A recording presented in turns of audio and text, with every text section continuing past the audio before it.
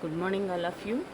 Today we are going to learn the EMF equation of the generator and the simple loop generator. So here, for deriving the EMF equation of the generator, just take P number of poles, 5 flux per pole in Webers, and Z total number of armature conductors, and armature conductors we will get by using number of slots into number of conductors per slot, so that we will get the total number of armature conductors. Next, n speed in rpm, that is armature rotation in revolutions per minute. Next one is a number of parallel paths into which the conductors are divided. Simply we can call it as number of parallel paths is equal to EMF induced in any parallel path. Next one is the EMF generated in any one parallel path in the armature. So these are the number of poles, flux per pole, total number of armature conductors, and speed, number of parallel paths, like that. Now first thing, the EMF, the average EMF generated per conductor is equal to average EMF d phi by dt volts. Then flux, that is a current per conductor in one revolution is nothing but d into p. In one revolution, the conductor will cut total flux produced by all poles is equal to simply we will get d into p. Next one, number of revolutions per second. Here it is in rpm, so we'll convert revolutions per second, that is n by 60. Next, time in one time for completing one revolution is equal to dt is equal to 60 by n. Next, according to Faraday's laws of electromagnetic induction, EMF generated per conductor is equal to by simply multiplying this d phi into number of poles into speed by 60 volts we will get. Next one, this expression it is the EMF induced in one conductor. Here we have two windings, one is the lap winding and next one is the wave winding. So for the wave winding type of connection, number of parallel paths is equal to 2, and number of conductors in one path is equal to z by 2, so that EMF generated per path equal to 5pn into 60, that is into z by 2, so that we will get 5zn p 5zpn by 120 volts. And next, for simple lap wound generator, number of parallel paths equal to p. Next, number of conductors in one path equal to z by p. EMF generated per path 5zn by p into 60, so that 5zn by 60 will get. So finally, for simple lap winding, A is equal to P, and for simple wave winding, A is equal to T. We have to remember A is equal to 2 for simple wave winding and A is equal to P for simple lap winding. So what are lap and wave windings? In the coming classes we will see the difference between lap and wave winding. So once again, this is the EMF, the expression for EMF generated, EMF equation for a generator, so that P number of poles will get 5 flux per pole, Z total number of armature conductors. Next, armature that is speed in rpm, number of parallel paths. E is equal to EMF induced in any parallel path. E is equal to EMF generated in any one parallel path in the armature, so that we will get average EMF generated. Next, in one revolution, the conductor will cut total flux produced by all poles is equal to d into p. Next one, number of revolutions per second equal to n by 60. Therefore, time for one revolution is equal to 60 by n seconds. And next, according to Faraday's laws, what is the EMF generated expression we have written. Next one, EMF induced in one conductor The above expression represents the EMF induced in one conductor. Next, for simple wave wound generator, number of parallel paths equal to 2. Number of conductors in one path is Z by 2. Next, we will write the expression for EMF generated per path. Afterwards, for simple lap wound generator, number of parallel paths equal to P. Number of conductors in one path equal to Z by P. Then write the expression for EMF generated. We have to remember these two things. For simple wave winding, A equal to 2. For simple lap winding, A is equal to P. So this is the general expression for EMF generated in the generator. That is 5Zn by 60 into P by A we will write. Okay. Next, coming to the next topic is simple loop generator.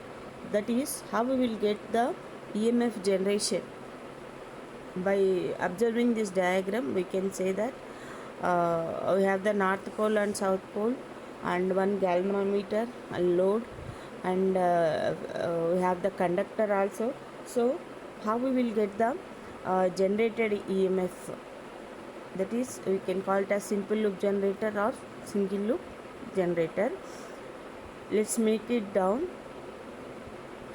North and south poles, galvanometer, load, and the conductors.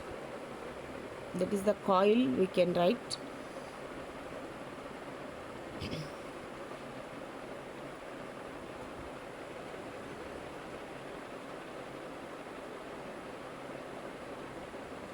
Field poles, next coil,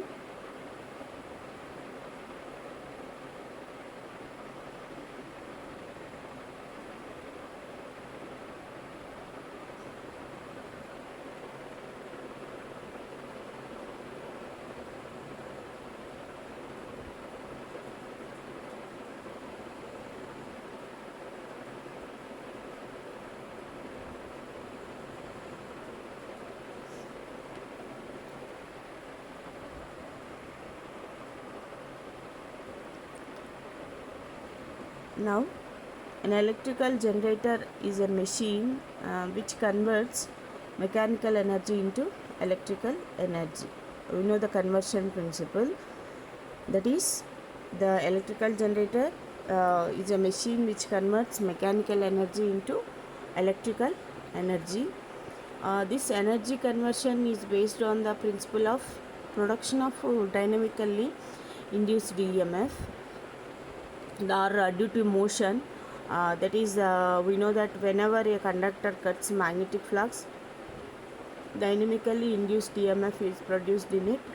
This is Faraday's laws of electromagnetic induction. All of you know that according to Faraday's laws of electromagnetic induction, whenever a conductor cuts magnetic flux, dynamically induced EMF is produced in it. This is Faraday's laws of electromagnetic induction. So this EMF causes a current to flow if the conductor circuit is closed. So EMF is generated, and how the current flow is by means of when the conductor circuit is closed. Hence, here we need two basic essential parts in electrical DC generator, that is magnetic field and a conductor, and conductors which can so move as to cut the flux. These are the basic essential parts in the DC generator. That is, two essential parts are magnetic field, next one conductor or conductors which can move to cut the flux. So in the simple loop generator, we have seen rectangular copper coil rotating about its axis in a magnetic field provided by two permanent magnets or electromagnets we can use. In the olden days, generally we are using electromagnetics. Nowadays we are using we are going for permanent magnets. Okay. Next, it is a rectangular coil. Call it as ABCD. The corners we can call it as ABCD, and the copper coil rotating about its axis. The magnetic field provided by either electromagnet or by permanent magnets. Next, the two ends the two ends of the coil are joined to two slip rings. Here we'll use the two slip rings which are insulated from each other and from the central shaft. So here we are also using the slip rings. The ends of the coil are joined with two slip rings, and those are insulated from each other and from the central shaft. And next one, again we can use two collecting brushes of those are made up of carbon or copper. Collecting brushes press against the slip rings. So here we are observing two electromagnets and one rotating coil named as ABCD, and next one slip rings we can observe, we should have, and another one is the collecting brushes. So the brushes function is their function is to collect the current induced in the coil and convey it to the external load resistance. So the rotating coil may be called armature and the magnets as field magnets. So here we will observe for simple loop generator two electromagnets or permanent magnets, north and south poles, and copper coil. Next one, we need slip rings and they are insulated from each other and from the central shaft, and two collecting brushes press against the slip rings, and their function is they collect the current induced in the coil and convey it to the external load resistance. So these are the parts for a simple loop generator. And next one, the rotating part is called as armature and the magnets are field magnets. And one galvanometer also we are using here. So in the above figure, a single turn rectangular copper coil ABCD rotating about its own axis in a magnetic field provided by either permanent magnet or electromagnet. Next one, two ends of the coil are joined to two slip rings named as AB, which are insulated from each other and from the central shaft. Two collecting brushes made of carbon or copper press against the slip rings.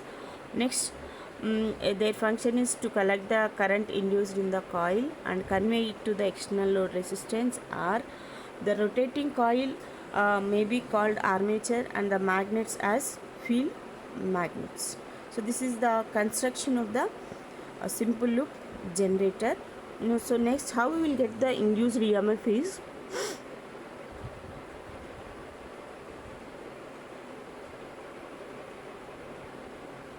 let us observe this diagram carefully for a while. North and south poles, direction of flux, and how the coil cuts the magnetic flux.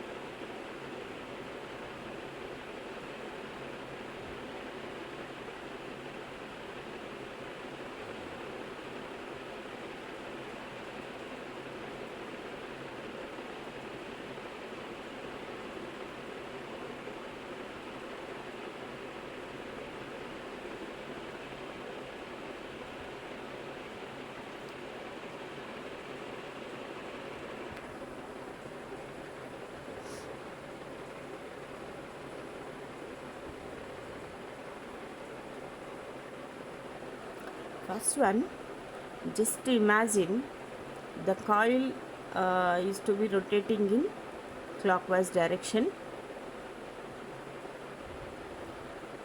The clockwise direction. As the coil assumes the successive position in the field, the flux linked with it changes. Once again I am repeating. Imagine the coil to be rotating in clockwise direction.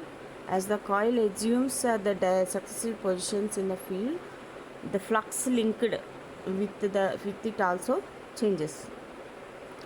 Hence, an EMF is induced in it. This induced EMF is proportional to the rate of change of flux linkages. That is equal to N into d phi by dt. That is, as the coil takes the successive position, the flux which is linked with also changes, so that EMF induced in it. According to Faraday's laws of electromagnetic induction, whenever a conductor cuts the magnetic flux, an EMF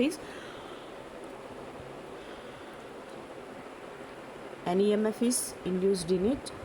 So this the rate of change of flux linkages is equal to N into d phi by dt.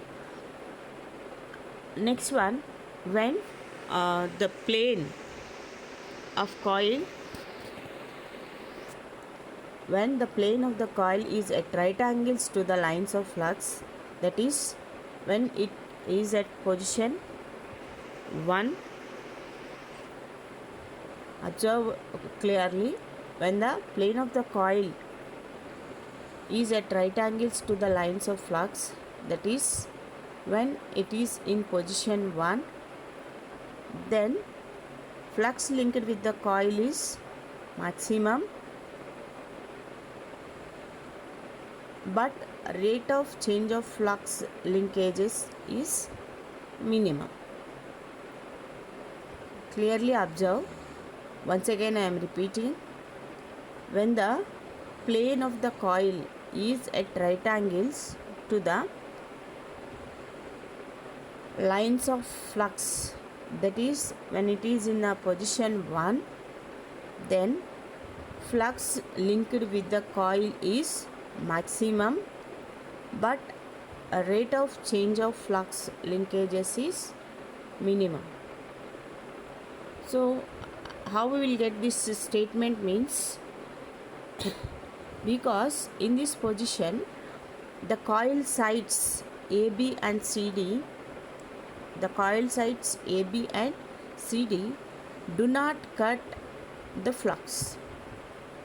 Clearly observe, in the position 1, the sides AB and CD do not cut the flux, rather they side along them, that is, they move parallel to them, so that there is no EMF induced in the coil.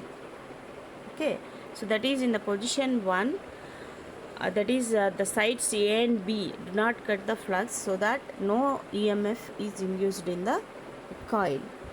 Okay, let us take this no EMF for vertical position of the coil as the starting position, and the angle of rotation or time will be measured from this position. So in the next diagram we will observe this one. So we are rotating the coil in the clockwise direction, and when it is at the position 1 in the circle, observe the position 1, and in the sinusoidal waveform, observe at position 1, that is EMF is 0, that is the starting position. This one we can call it as at position 1, that is the EMF is induced is 0. So hence there is no EMF induced in the coil at position 1. The angle of rotation or time will be measured from this position only. Observe clearly. why the no EMF is induced in this position means, in position 1 the sides AB and CD do not cut the flux, they are parallel, so that no EMF is induced in the coil. So that point we can call it as the reference point or starting point, and the coil rotating in the clockwise direction, and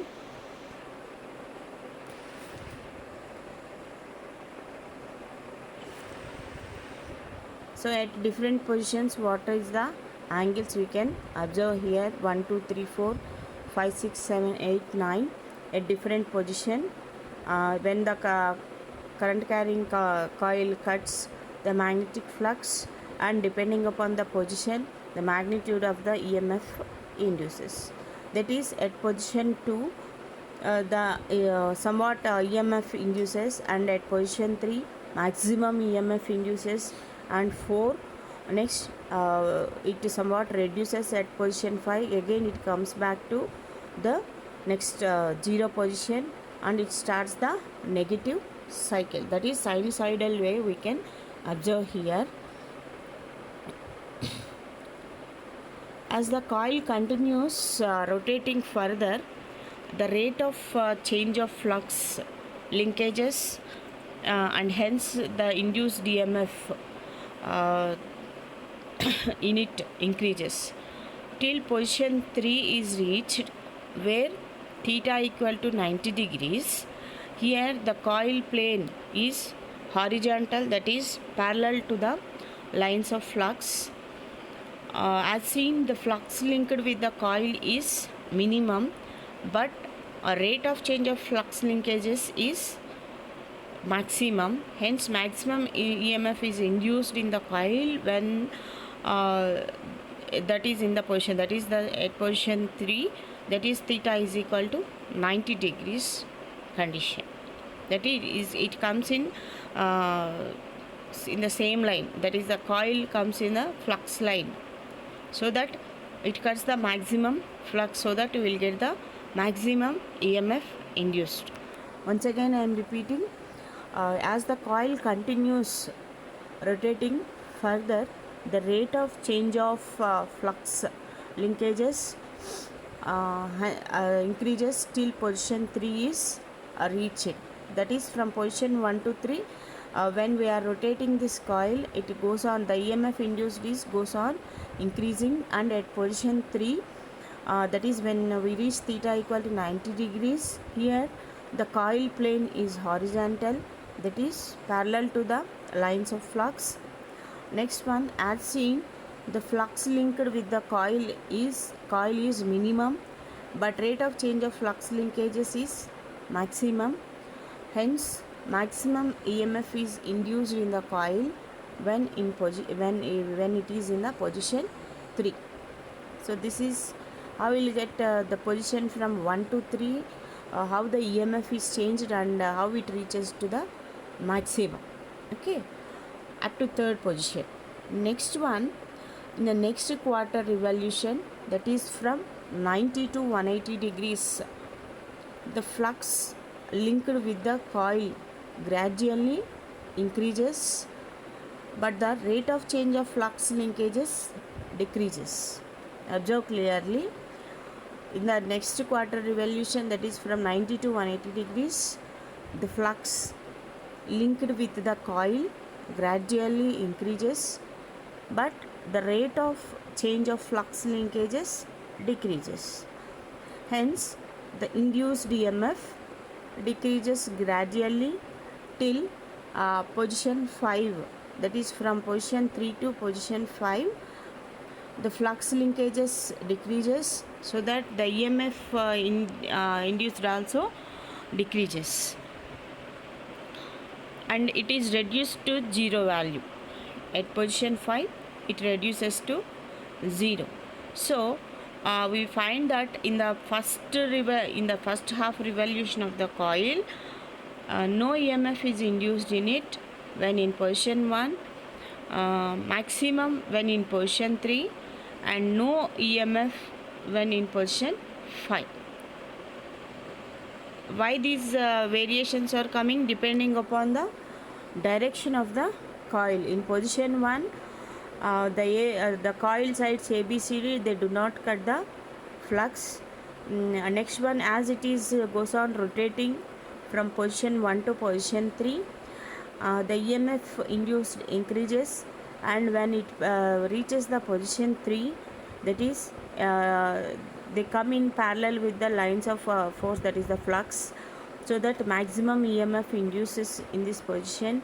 And again, as we are moving the coil direction from 90 to 180 degrees in 180s, so the flux linkages decreases, so that EMF induced also goes on decreasing from 90 to 180, and when it reaches to 180, the position reverses, that is it comes to position 1, but it is in the reverse direction, that is in the position 5, so that again it comes to 0, no EMF induces.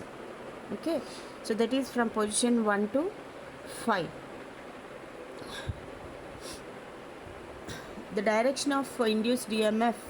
Now the direction of induced EMF can be found by applying Fleming's right hand rule, which gives the direction from A to B and C to D. Hence the direction of current flow is ABMLCD. From the first figure we can observe the direction of current flow is ABMLCD.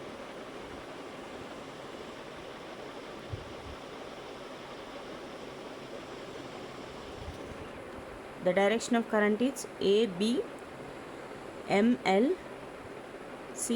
Here we can observe the arrows. Clearly observe the current direction is from ABMLCD.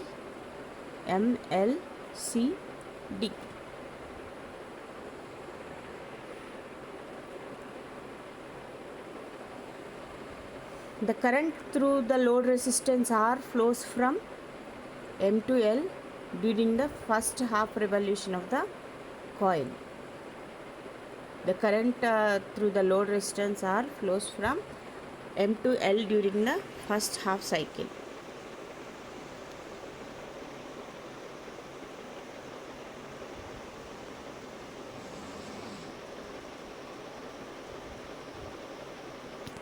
Okay. In the next half cycle revolution from 180 to 360 degrees, let us observe the variations in the magnitude of EMF are similar to those in the first half revolution. Its value is maximum when coil is in position 7, and minimum when its position is again comes to in position 1. But it will be found that the direction of induced EMF, the direction of induced current is from D to C and B to A.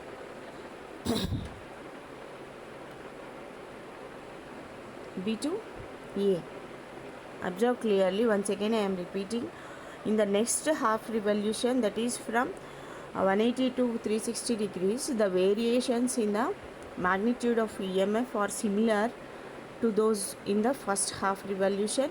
Its value is maximum when coil is in position 7 and minimum when in position 1.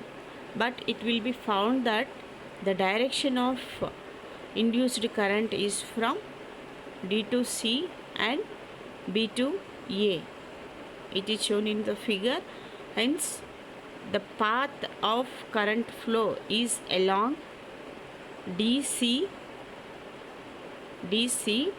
LMBA in the reverse direction, as you observe in the previous diagram. Now in the second half cycle, that is from 180 to 360 degrees. Now the current direction is DC LMBA in the reverse direction, which is just the reverse of the previous direction of flow. Okay, therefore we find that Therefore we find that the current which we obtain from such a simple loop simple generator reverses its direction after every half revolution. Okay, are you getting? We find that the current which we observe which we obtain from such a simple loop generator reverses its direction after every half revolution. Such a current undergoing periodic reversal is known as the alternating current.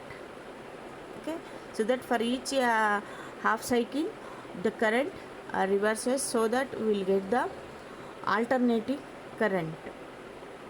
So it is obviously different from a direct current which continuously flow in one and the same direction. So we are dealing the DC generator, so that but here we are getting the AC, that is alternating current, but we need the directional, that is direct current we need.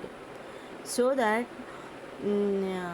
here we have to note that alternating current not only reverses its direction, it does not even keep its magnitude constant while flowing in any one direction. So it keeps on changing the direction, and as well as the magnitude also changes. The two half cycles we can call it as positive and negative half cycles. How we will get this now, the how we will get the unidirectional current. So for making the flow of current unidirectional in the external circuit, the slip rings are replaced by split rings. Here we can observe in this diagram.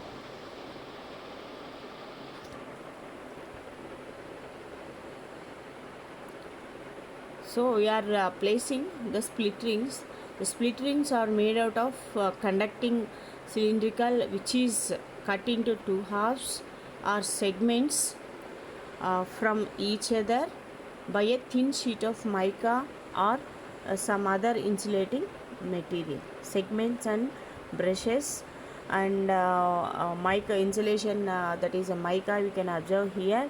So we have to place this one, that is we are getting the alternating current. Its magnitude is it does not it is not constant, and its direction goes on changing, so that we have to make it unidirectional. So that we are using the split rings, we can observe in the diagram. So the split rings are made up out of conducting cylinder, which is cut into two halves or segments insulated from each other by a thin sheet of mica or some other insulating materials. From this, how we will get the unidirectional current, we will see now.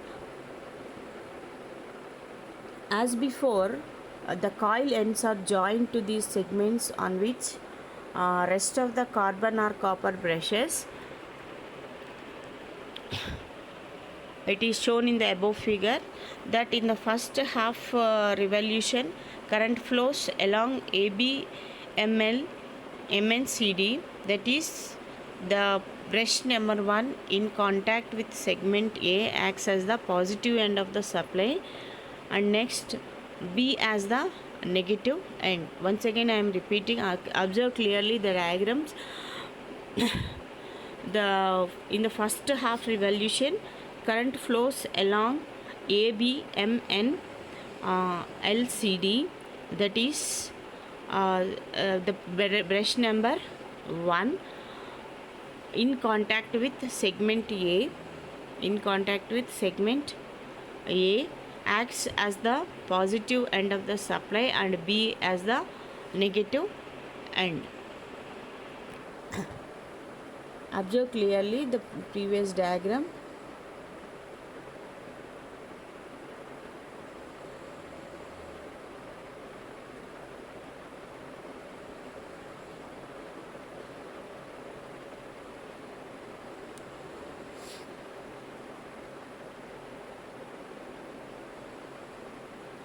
In the next half revolution, in the next half revolution, the direction of the induced current in the coil has reversed, but at the same time the positions of the segments A and B have also reversed, with the result that brush number 1 comes in touch with the segment which is positive, that is segment B. Segment B in this case, once again I am repeating,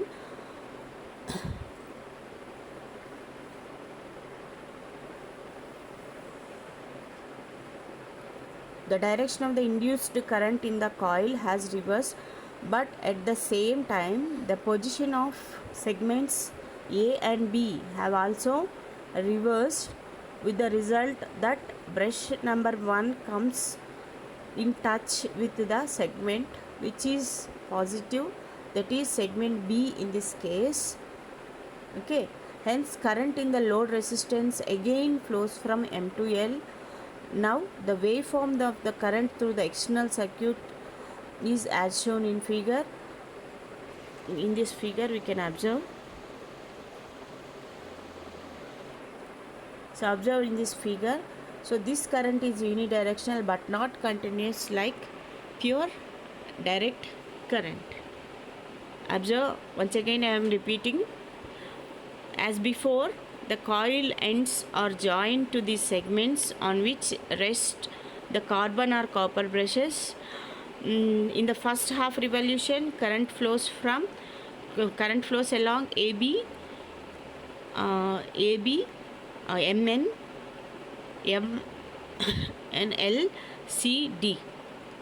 Okay, that is brush number 1 in contact with the segment A acts as a positive end of the supply and B as the negative end. In the first half revolution, current flows from AB, LCD, that is brush number 1 in contact with the segment A acts as the positive end of the supply and B as the negative end. Observe the next figure. In the next half revolution, the direction of induced current in the coil has reversed, but at the same time the positions of segments A and B have also reversed. Observe, the segments B and A are reversed, but at the same time the positions of segments A and B have also reversed, with the result that brush number 1 comes in touch with the segment which is positive, that is segment B in this case. Hence current in the load resistance again flows from M to L, so that the waveform of the current through this external circuit is as shown in figure. Now this current is unidirectional but not continuous like pure direct current. So have you observed all these things? So by using the split rings, how we are getting that unidirectional current instead of alternating current? By using the segments A and B, we are getting this unidirectional current but not continuous like pure DC current. Okay.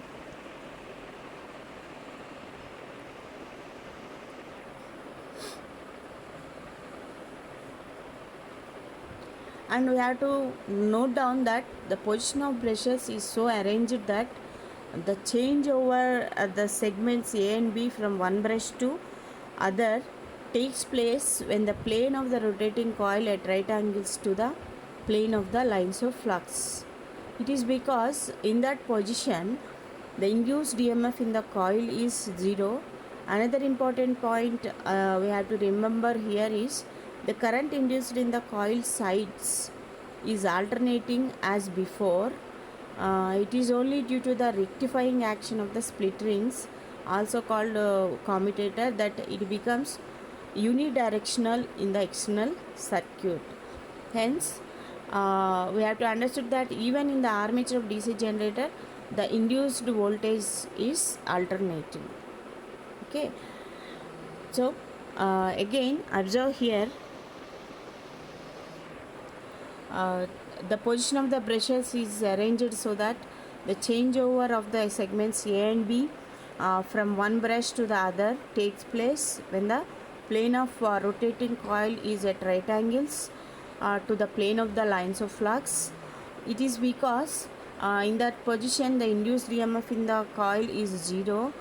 And another point we have to remember is the induced current in the coil sides is alternating. It only due to the rectifying action of the split rings. We can also call it as commutator, that it becomes unidirectional in the external circuit. And here we can remember one more thing is, if the DC, even in the DC armature of the DC generator, the induced voltage is alternating only. So this is about simple loop generator. How we will get the induced EMF in different positions from 1 to 5 and again from 5 to 9, and how this EMF induced is varying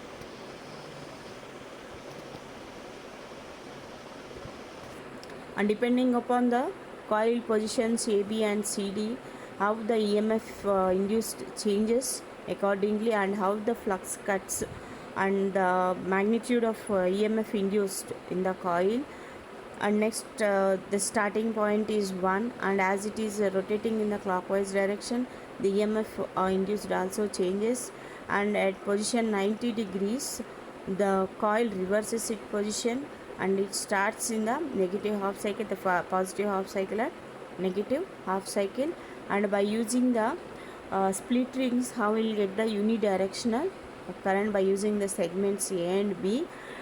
Finally we will get the DC current from the alternating one. This is about simple loop generator.